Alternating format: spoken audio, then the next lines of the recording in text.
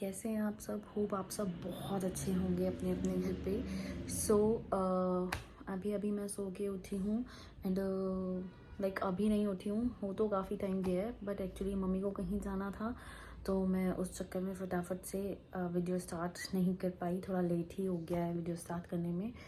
सो अभी मम्मी को वहाँ पे अच्छे से सब कुछ काम वाम करके रेडी करके भेज दिया है मैंने। सो मैं आ गई हूँ नहा के। एक्चुअली मैं हेड वॉश रोज़ नहीं करती हूँ, 2 दिन मतलब 2 दिन जो है वो छोड़ के करती हूँ। तो आज मैंने हेड वॉश नहीं करा है, बट मैं रेडी हो चुकी हूँ नहा के। अब लाइक मेरे बर्तन है धोने को, क्योंकि ब्रेकफास्ट सबने किया था मम्मी लोगों ने, तो वो बर्तन धोने को है। तो मैं जस्ट वो बर्तन धोती हूँ, उसके बाद मैं आपसे मिलती हूँ। ओके, तो अब मैं बना रही हूँ दिन का खाना। चावल मैंने चढ़ा दिए हैं। अब मैं तैयारी कर रही हूँ पापा के लिए दलिया बनाने की। तो जैसे ही ये चावल बन जाएंगे उसके बाद मैं पापा के लिए दलिया इसी में रख लूँगी, कुकर में ही। सो आज का दिन थोड़ा सा बोरिंग हो रहा है क्योंकि मम्मी घर पे नहीं है और बात करने के लिए कोई भी नहीं है एक्चुअली। सो मैं दिखाती हूँ आपको अपना घर और घर के बाहर का व्यू।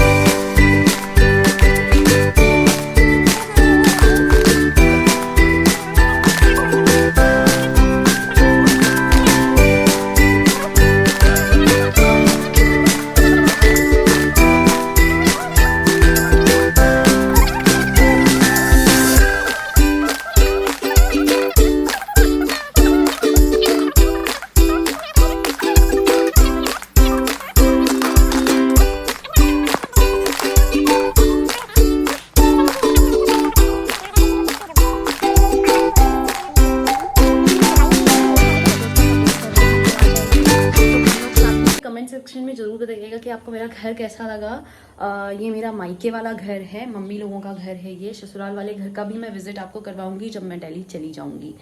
तो मेरे राइस चावल जो है वो बन चुके हैं। अब मैं बनाती हूँ पापा के लिए खिचड़ी और मिलती हूँ उसके बाद। रोज़ का है अपनी हर वीडियो में छोटा छोटा सा शेयर करूँगी, इसलिए मैं अभी शेयर कर लेती हूँ। आज मेरा ये है कि हम लोगों में से बहुत लोग होते हैं जिन्हें इंग्लिश नहीं आती है, और हम लोग खुद को कम आंकना शुरू कर देते हैं लोगों से।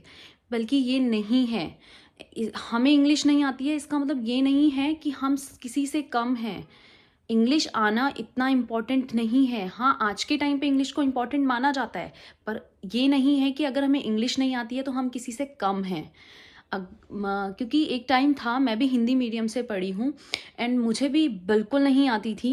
मतलब थोड़ा बहुत बोल सकते हो, अगर 100% इंग्लिश है तो उसमें से 10% मुझे आती थी। But thanks to Vaibhav sir, जहाँ पे मैं लास्ट टाइम पढ़ाती थी पॉलीकिड्स स्कूल में, एंड देन नाउ वो अंकुर पब्लिक हो चुका है। सो वहाँ से मुझे बहुत मोटिवेशन मिली, थैंक्स टू वैभव सर, कि उन्होंने मुझे इतना मोटिवेट किया। मेरा लाइक इंग्लिश लेवल इतना अच्छा किया कि आज मैं किसी की बोलने पे समझ जाती हूँ, या किसी से बिल्कुल अगर कोई मुझसे इंग्लिश में बात कर रहा है तो मैं उससे परफेक्टली कॉन्फिडेंट होके इंग्लिश में बात कर सकती हूँ, क्योंकि उन्होंने मेरा कॉन्फिडेंट लेवल बहुत अपर किया है। इन 2 सालों में अगर मैं इंग्लिश सीख सकती हूँ इतनी कि अब मैं किसी के सामने बोलने से डरती नहीं हूँ इंग्लिश में, तो आई थिंक सब सीख सकते हैं। एक्चुअली क्या होता है, हम लोगों का बेस जो होता है, हमारी जो मदर टंग होती है वो हिंदी होती है। तो हम हिंदी मीडियम से पढ़े हुए हैं, हिंदी ही हमारी मदर टंग है, तो ऑफ कोर्स ही बात है हमारी इंग्लिश वीक होगी। इसमें हमें खुद से कम आंकना नहीं है खुद को। एक्चुअली सबसे टफ जो लैंग्वेज है वो मानी जाती है हिंदी और संस्कृत। अगर हम हिंदी और संस्कृत बोल सकते हैं तो हम इंग्लिश भी बोल सकते हैं। जस्ट हमें थोड़ा सा मेहनत करनी पड़ेगी। जब मुझे वैभव सर सिखा रहे थे इंग्लिश बोलना या मेरा कॉन्फिडेंस लेवल बढ़ा रहे थे, तो उन्होंने मुझे एक ही चीज़ कही थी कि आप अपनी गलतियों से सीखते हैं। आज अगर आप 20 मिस्टेक्स कर रहे हैं तो कल उस मिस्टेक्स को कम करने की कोशिश कीजिए। ज़्यादा नहीं, अगर 20 है तो उसको 15 कीजिए, 15 से उसको 5% तक आप 1 पे पहुंचेंगे।